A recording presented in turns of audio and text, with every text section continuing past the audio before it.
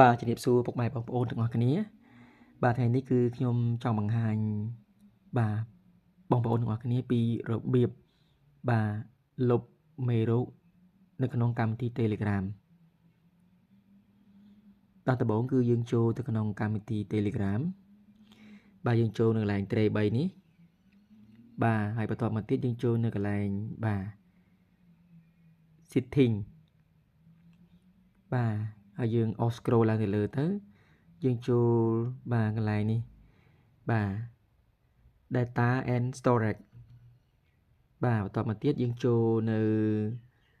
បាទកន្លែងនេះគឺដាក់បាទ storage usage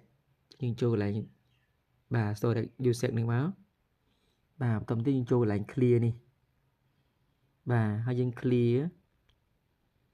បាទអញ្ចឹងគឺបាទយើងលុបយើង clear បាទរួចរាល់ហើយបាទអរគុណ